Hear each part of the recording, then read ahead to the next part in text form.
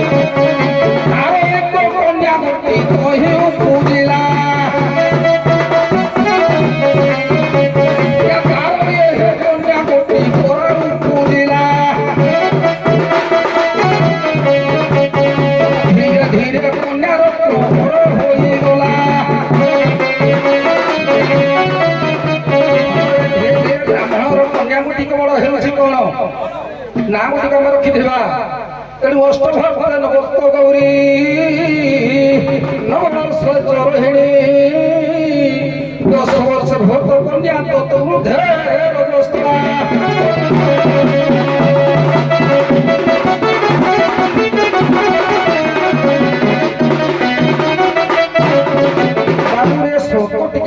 सरल भाषा बुझेल विभिन्न ओडिया कवि गौड़िया वैष्णव कवि विभिन्न समत सिंहार बोले गौरी रोहिणी क्रमे कन्या संधिकार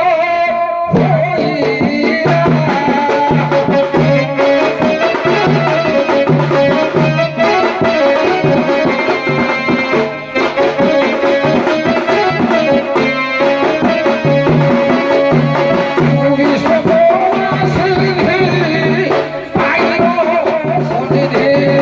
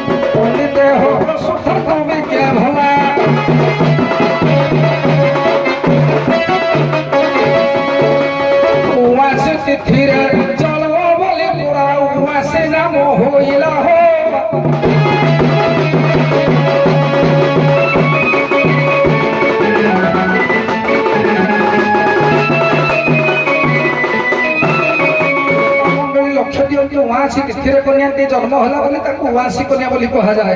ନାମ ଅନେକ ଅନେକ ଶାସ୍ତ୍ର ପ୍ରମାଣ କରେ। ଜଗନ୍ନାଥ ସଂସ୍କୃତି ଗୀତା ପଣ୍ଡାଙ୍କର ଦ୍ୱିତୀୟ ଭାଗରେ ଲେଖା ହେଇଛି ସୁମତି ନାମିକ କନ୍ୟା ବୋଲି ମଧ୍ୟ। ତେଣୁ ଏଇ ଉଆଁସି ଧୀରେ ଧୀରେ ବଡ଼ ହେଲା। ଆଉ ଚର୍ଚ୍ଚିକାନ ପରେ ଏକ ଚୋପରା ଥିଲା।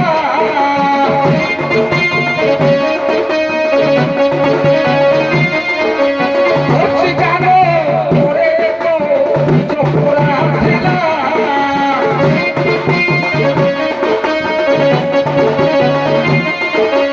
ତାଙ୍କ ଗୃହେ ବନ୍ଧୁଶାପ ମତେ କରିଲା।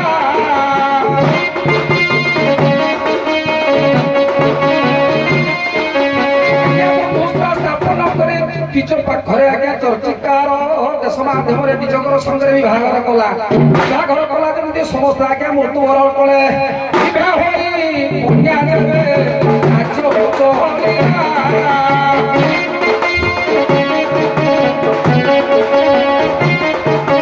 ସ୍ୱାମୀ ସହି ଘରେ ଶାଶୁ ଶ୍ୱଶୁରରେ ଗଲା।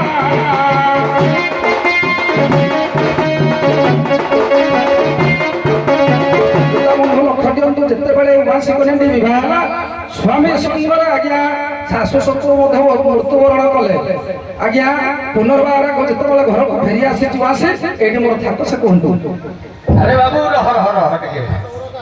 ଇଏ ସିନ୍ଧୁ କୂଳରେ ଆଜ୍ଞା ବ୍ରାହ୍ମଣ ପ୍ରଥମେ ନଥିଲେ। ଆଜ୍ଞା ଇଏ ହଉଛି ପାଲାପ୍ରଟ ପତିତ ପାବନ। ତେଣୁ ଅବନ୍ତ୍ୟ ନଗର ବ୍ରାହ୍ମଣ ସୁଦି ଶରଣ ପତି ନାମେ ସୁର ସେନି ପ୍ରମାଣ।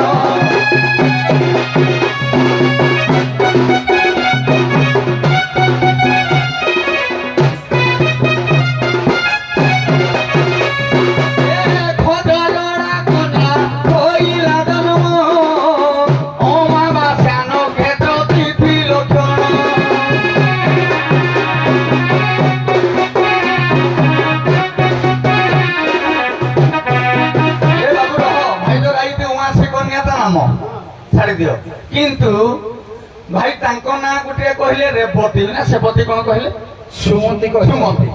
ତେଣୁ ତାର ଅନ୍ୟ ନାମ ଗୋଟିଏ ଅଛି କୁନ୍ଦଦନ୍ତୀ ବୋଲି ମଧ୍ୟ ଏହା ବି ମଧ୍ୟ ପ୍ରମାଣ ଅଛି। କୁନ୍ଦଦନ୍ତୀ କହୁଥିବି ନା ଆଜ୍ଞା ସାରେ ସାରେ ଏଇଠୁ ଯାଉଛି ମୁଁ କହୁଛି ପ୍ରଥମରୁ ସାରେ ଏଇଠୁ ମୁଁ କହୁଛି ସେ ଯେତେବେଳେ ଉଆଁସି କନ୍ୟା ବୋଲି ତାକୁ କେହି ବାହାଘର ହେଲେ ନାହିଁ। କନ୍ୟାଟା ହେଲା କିନ୍ତୁ ତେଣୁ ଆପଣ ଦି ଜଣ ଆଜ୍ଞା ଅଷ୍ଟ ବର୍ଷ ଯାକ ପ୍ରଶ୍ନ ଜାଣିନାହାନ୍ତି।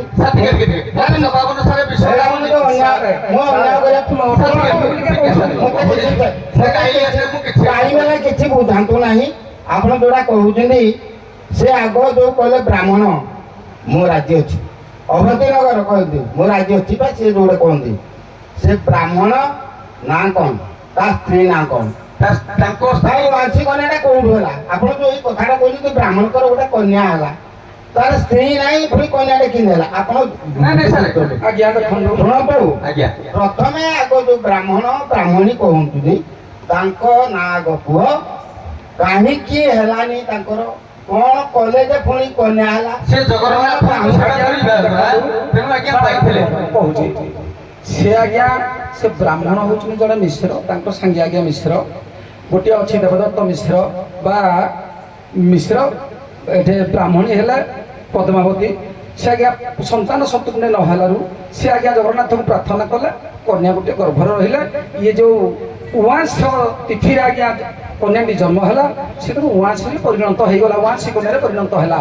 ତେଣୁ ଇଏ ଯେତେବେଳେ ଅସୁରୀ ଇଏରେ ଯେତେବେଳେ ଆଜ୍ଞା ଜନ୍ମଗ୍ରହଣ କଲା ସେ ସମୟରେ ଯାହାକୁ ବିବାହ ହେଲା ସେ ଆଜ୍ଞା ମୃତ୍ୟୁବରଣ କଲା। ଯେମିତି ଗାନ୍ଧାରୀ ଯାହାକୁ ବିବାହ କରିବେ ସେଇଭଳିଆ ଏ କନ୍ୟା ଯେତେବେଳେ ବିବାହ ହେଲା ମଲେ ତେଣୁ ଶାଶୁ ଶ୍ୱଶୁର ମଲେ ଆଜ୍ଞା ସ୍ୱାମୀ ମଲା। ତେଣୁ ଏଠି ଆସିକିରି ଆଜ୍ଞା ଯେତେବେଳେ ପୁଣି ପୁନର୍ବାର ଫେରି ଆସିଛନ୍ତି ବାପା ମା ମରିଗଲା ତ୍ରିପୁରା ଚଣ୍ଡାଳ ଆଜ୍ଞା ଆପଣ ଆଗ କରନ୍ତୁନି। ଆଜ୍ଞା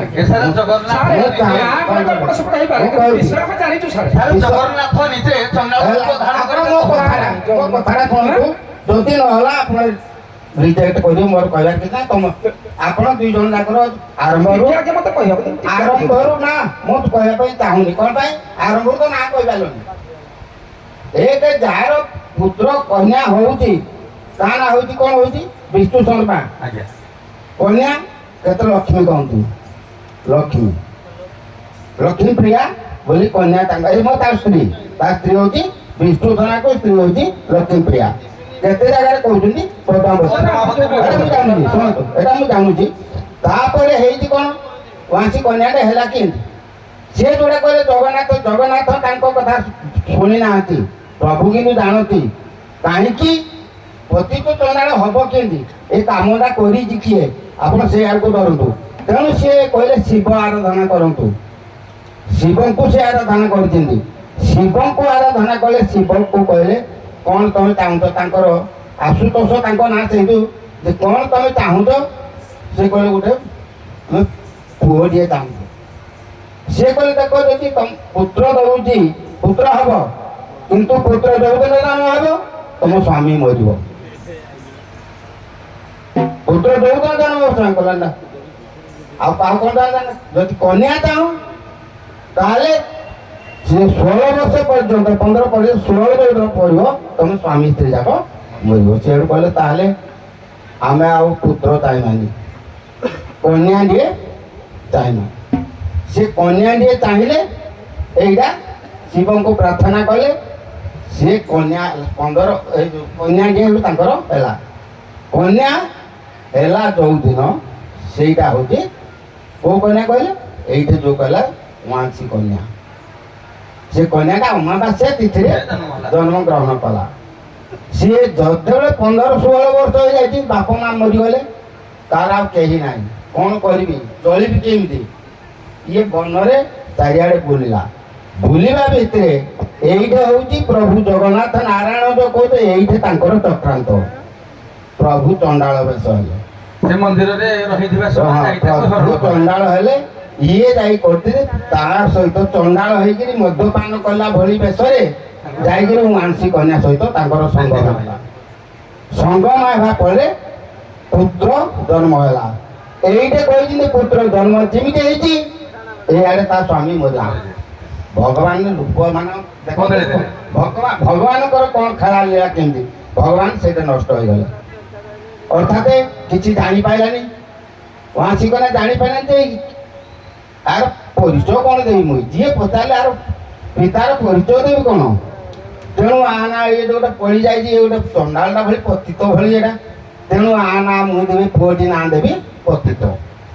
ଏଠୁ ସେ କହିଲା ଏଇଟା କ'ଣ ମୁଁ ଯେହେତୁ ଅନାର୍ଯ୍ୟ ଜାତି ଏମିତି ଗୋଟେ କିଛି ନାହିଁ ତେଣୁ ଗୋଟେ ପଡ଼ା ଖୋଜିଲା ଚଣ୍ଡାଳ ପଡ଼ା। ଗୋଟେ ଚଣ୍ଡାଳ ପଡ଼ାରେ ଯାଇକି ରହିଲା। ସେ ପିଲାଟାକୁ ପଢ଼େଇଲା। ପିଲାଟାକୁ ପଢ଼େଇବା ଫଳେ ତା ସାଙ୍ଗସାଥି ମାନେ କହିଲେ ନା କହିଲେ ଏଇଟା ବାପା ନା ପଚାରିଲେ କିଛି କହିପାରିଲେନି କହିଲେ ଏଇଟା ଅଣବା ବୁଆଟା। ସିଏ ଏଠୁ ତା ମାଆକୁ କହିଛି ତା ମାଆ କ'ଣ କହିବ ଆରେ ର ତୁ ଖାଇଦେ ମୁଁ ତୋତେ ବୁଝେଇବି ଏଇଆ କହିକିରି ସେ ଶୋଇ ପଡ଼ିଛି। ମନେ ରହିଲା ଆପଣ ଶୋଇ ପଡ଼ିଛି। ଶୋଇ ପଡ଼ିଲା ବେଳେ ଇଏ କହିଲା ଆସେ ଇଏ ଯେତେବେଳେ ତ ଗୋଟେ ପୁଣି ବୁଝା ହବ ମୁଁ କ'ଣ ପରିଚୟ ଦେବି ଆକୁ। ମୁଁ ତ ତା ବାପାର ପରିଚୟ ଦେଇପାରିବିନି ତା ନାଁ ମୁଁ ତ ଜାଣିନି। ସିଏ ଏଠୁ କ'ଣ କରୁଛି ଶୋଇଛି ପୁଅ ପଳେଇଲା କହିଲା ଯାଉଛି ଗଙ୍ଗାରେ ଝାସ ଇଏ ଯାଇଛି।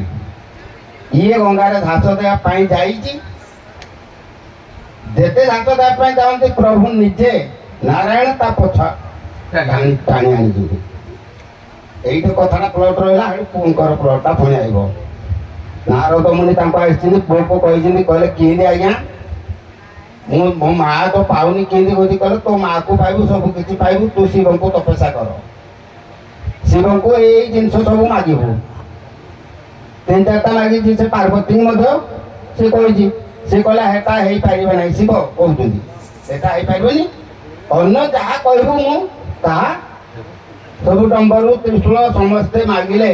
ସେ ଯାଇକିରି ଯେତେବେଳେ କହିଲେ ଇଭେନ୍ ତାଙ୍କୁ ଦେବତା ମାନେ କହିଛନ୍ତି ତମେ ଯଦି ପାର୍ବତୀ କି ତମ ସାଙ୍ଗରେ ଧରିକି ଆସିବ ତାହେଲେ ଆମେ ଜାଣିବୁ ଯେ ତମେ ମହାଦେବ ସ୍ୱୟଂ ମହାଦେବ। ଏଇଟା ବି ପରୀକ୍ଷା ହେଇଛି କିନ୍ତୁ ପ୍ରଭୁ ଶିବ ମନା କଲେ କହିଲେ ତାହେଲେ ଯଦି ତମେ ମନା କରୁଛ ପାର୍ବତୀ ଆମେ ତାହେଲେ ମୋ ମାଆ କୋଉଠି ଅଛି ତାହେଲେ ଆପଣ ଯାଆନ୍ତୁ ଦେଖେଇଦେବେ। କହିଲେ ଆସ ମୁଁ ଦେଖେଇଦେବି।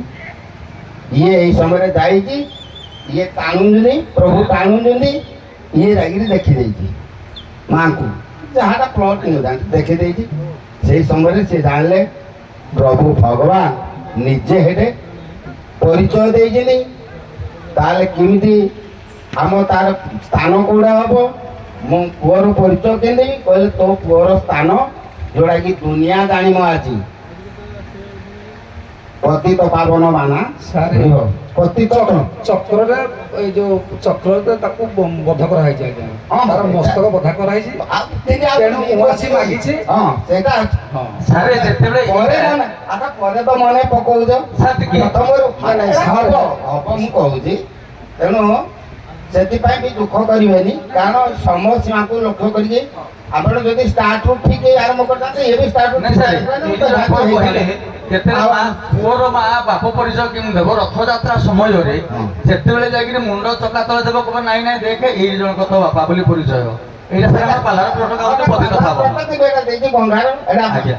ମାଦଳା ପାଞ୍ଜିରୁ ଉଦ୍ଧୃତ ଲେଖା ହେଇଛି ମାଦଳା ପାଞ୍ଜିରୁ ଉଦ୍ଧୃତ ସେ ଦେଇଥିଲେ ଏ ବହି ଆଜ୍ଞା ବହୁତ ଜାଗାରେ ଦେଇଛି ଅଛି ସେ ଭଗବାନ ଯେତେବେଳେ ନିଜେ ଶିବଙ୍କୁ ସାର୍ ଶିବଙ୍କୁ ମାରିବା ପାଇଁ ଗୋଡେଇଛି ବି ତାପରେ ତମ ସହିତ ମୋର କେତେବେଳେ ଯାତ୍ରା ହବ ସିଏ କହିଲେ ଝୁଲଣ ସଙ୍ଗୀତ ମୁଇଁ ଅନ୍ୟ ସହିତ ତମକୁ ତ ସମ୍ପର୍କ ରହିବନି ଝୁଲଣ ଯାତ୍ରାରେ ଝୁଲିବ ମୋ ସାଙ୍ଗେ ଦୋଳିରେ ବସିକି ଝୁଲିବ ଏଇଠି ୱାସି କନ୍ୟା ନାରାୟଣଙ୍କ ସହିତ ଝୁଲଣା ଯୋଉ ଝୁଲଣା ଯାତ୍ରା କହନ୍ତି ସେଇଠି ସେ ବସିଛନ୍ତି ହଉ ଯାହା ହଉ ତ ଜାଣିଲେ କହି ବିଷୟ କଥା ଉଭୟ କଳାକାର ମୁଁ ମାଣ୍ଡବିକ ସୁଳାରୋହଣ ଦି ଜଣ ଯାକ କେହି ଗାଇନ କାହିଁକି ଆପଣ ମତେ ବ୍ରେକ୍ କରି କୁହନ୍ତୁ ଆଗ ବସନ୍ତୁ କାହିଁକି ବିଷୟ ତ ଗାଇ ନାହାନ୍ତି କଣ ବନ୍ଦ କଲେ ଆପଣ ମୋର ପ୍ରଶ୍ନଟା ଜାଗା ବୁଝିଲେ କି କାହିଁକି ମାଣ୍ଡବୀଙ୍କୁ ସୁଳାରୋହଣ କରାଗଲା ସାର୍ ମୁଁ ତ ନାଇଁ ଆପଣ କରିନି ନାଇଁ ଶୁଣନ୍ତୁ ଆପଣ ଯୋଉ କହିଲେ 10ଟା କି 15ଟା ସେ କୋଶ୍ଚିନ୍ ବିଷ ସେ ଯୋଡ଼େ ପର୍ଯ୍ୟାୟ ଗାଇ ସାରିଲା ପରେ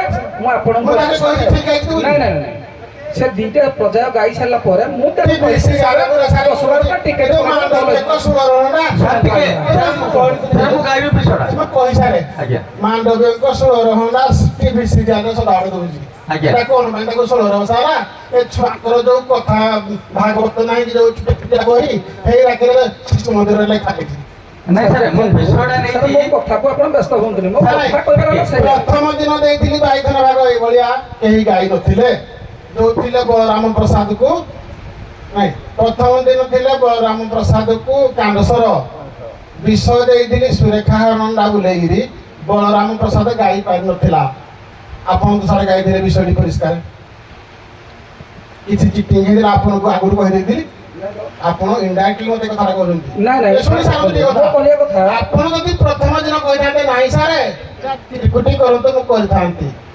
ତ ଆପଣ ସେଦିନ କହିନାହାନ୍ତି ଆଉ ସଦାବେଳେ ଆମ ଉପରେ ତ କାଦୁ ପକେଇଲେ ହବ କି ନାଇଁ ନାଇଁ ସାର୍ ଏଇଟା ବର୍ତ୍ତମାନ ଦି ଜଣ ନାଇଁ, ନାଇଁ, ମୁଁ ସାର୍ ରାଗେନି କାହାକୁ ଆପଣ ମାନେ ଦି ଜଣ ଯାକ କୋଲାପ୍ସ ହୁଅନ୍ତୁ ମୁଁ ବି କୋଲାପ୍ସ ହଉଛି ଭାଇ ତମେ ଯୋଉ ଆଗରୁ ଗାଇବା କଥା ଗାଇଲ ମୋର ଟପିକ ଥିଲା କାହିଁକି ମାଣ୍ଡବ୍ୟକୁ ସୁଳାରୋହଣ ମତେ କାହିଁକି କୁହ ତମେ ମୁଁ ସାର୍ ଏଇଠୁ ଗାଇବି ମୁଁ ସାର୍ ଗାଇବି ପଦଟା ମୁଁ ଗାଇଥିଲି ପ୍ରଥମରୁ ସାର୍ କହିଲେ ନାରୀ ନାଁଟା ହଉଛି ଦତ୍ତାୟନୀ ମୋର ଟିକେ ମନେ ନଥିଲା ଦତ୍ତାୟନୀ ମତେ କାହିଁକି କୁହ କାହିଁକି ଆଜ୍ଞା ଏଇଠୁ ଯେତେବେଳେ ସ୍ୱୈନ ରୂପ ଧାରଣେ ସମ୍ବର ସମ୍ବର ରାକ୍ଷସ ସ୍ୱୈନ ରୂପ ଧରିକିରି ପଳେଇଲା କାହାକୁ କାମ ପ୍ରମୋଦିନି କି ଆଜ୍ଞା ଏଇଠୁ ବିଷୟ ଆରମ୍ଭ କରିଦେଲୁ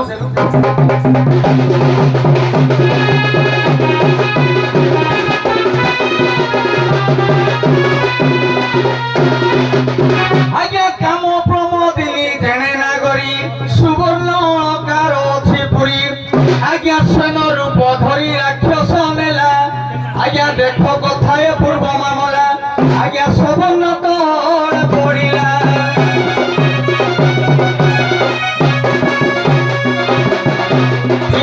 কন্যা বলি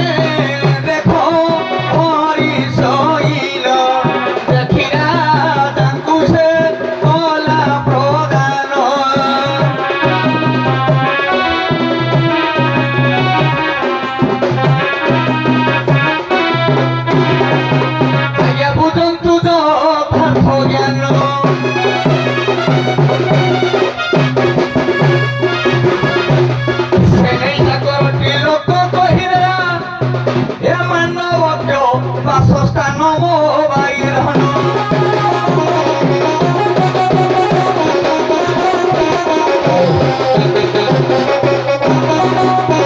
ସେ ଲୋକଟି ଯିଏ ସୁବର୍ଣ୍ଣ ଦେଲା କଲା ଏଇଟା ପରା ମୁଁ ପାଇଲି ଯୋଉଠି ମାଣ୍ଡବ ଋଷି ବାସସ୍ଥାନ କରନ୍ତି ବା ତପାତନ କରନ୍ତି ସେଇ ସ୍ଥାନରେ ମୁଁ ପାଇଲି। ତେଣୁ ରାଜା ଏଣେ ଚିକିତ୍ସା କଲେ ଦେବପନ୍ନ କଲେ ନା ନା ତାହେଲେ ସିଏ ହିଁ ମୋ କନ୍ୟାକୁ ହରଣ କରି ନେଇଛି। ତେଣୁ ସେଇଥିପାଇଁ ଯାଅ ରାଜା ସମସ୍ତଙ୍କୁ ପଠେଇ ଦେଲା ଦତୀମାନଙ୍କୁ ଯେ ମାଣ୍ଡବ ଋଷିକୁ ଯାଅ ଧରି ଆଣ ତାକୁ ଶୂଳି ତିଆରି କରି ଶୂଳିରେ ବସେଇ ଦିଅ। ହଉ ସାର୍ ମୁଁ ଟିକେ କହିବି କି ମୁଁ ବି ସବୁ ଜାଣିନି ମନା କରିଛି ମୁଁ ଟିକେ କହିବି ଯେ ମାଣ୍ଡବ ଋଷି ଷୋଳରେ ବସିବା କାରଣ କ'ଣ? ମାଣ୍ଡବ ଋଷି ପିଲାଦିନେ ଆଜ୍ଞା ଗୁଡ଼ାଏ ଜୀବ କଙ୍କି ସମସ୍ତଙ୍କର ପାଖରେ ଆଜ୍ଞା ଗୋଟେ କଣ୍ଟା ପିନ୍ଧନ୍ତି ଏ ଅଭିଶାପ ତାଙ୍କୁ ପଡ଼ିବାରୁ ମାଣ୍ଡବୀୟ ଷୋଳବଦ୍ଧ ହେଇଥିଲେ। ଆଚ୍ଛା କିଏ ଅଭିଶାପ ଦେଇଥିଲା? ଅଭିଶାପଟା ସାର୍ ମନେ ପଡ଼ୁନି ମନର ଟିକେ ଟେନସନ୍ ଅଛି। ଯଦି ଆପଣ ଟେନସନ ହେବେ ବିଷୟଟା ଜାଣିକିରି ବି ଭୁଲ କରୁଛନ୍ତି। ନାଇଁ ସାର୍ ମୁଁ ପ୍ରାରମ୍ଭ ନ ଜାଣିଛି ବୋଲି ଆପଣଙ୍କୁ ମନା କଲି ସାର୍ ମୁଁ ଜାଣିନି କିନ୍ତୁ ଟିକେ ଟିକେ ଜାଣିଛି ବୋଲି କହିଲି। ସେଥିପାଇଁ ତାଙ୍କୁ ଷୋଳବଦ୍ଧ ହେଇଥିଲା ଆଉ ବିଷୟଟା ପୂର୍ବ ଇଏ ଥିଲା ବୋଲି ଆଜ୍ଞା ତାଙ୍କର ଅଭିଶାପ ଥିଲା। ଆଜ୍ଞା ସାର୍ ଟିକେ ଏଇଠେ ୟା ମତରେ ମୁଁ କହୁଛି ଆଜ୍ଞା ଯେତେବେଳେ ମାଣ୍ଡବ ଋଷି ଯେତେବେଳେ ଶୂଳ ଆଣି ତାକୁ ବସେଇ ଦେଲେ ସକଳ ଋଷିମାନେ ଆସିକି ଡାକି ପାଖରେ ବସି ରହିଲେ। ସେ କହିଲେ ତମେ ଇଏ ଦଣ୍ଡ ଆଜି କାହିଁକି ଭୋଗିଲ? ତେଣୁ ସିଏ କହିଲେ ମୁଁ ଯେତେବେଳେ ସ୍ନାନ କରୁଥିଲି ତୈଳ ଲଗାଇବା ସମୟରେ ଗୋଟିଏ ଉକୁଣିଟିଏ ମୁଣ୍ଡର ଥିଲା ତାକୁ କଙ୍କ ଟେକାରେ ଡାକି ଧରିଲି କଣ୍ଟକ ହିସାବରେ ଦେଇଥିଲି। ତେଣୁ ଆଜି ଏ କଣ୍ଟକଟା ମତେ ଏ କଣ୍ଟକଟା ଭୋଗିବାକୁ ପଡ଼ିଲା। ଆସିଲେ ଚୌରା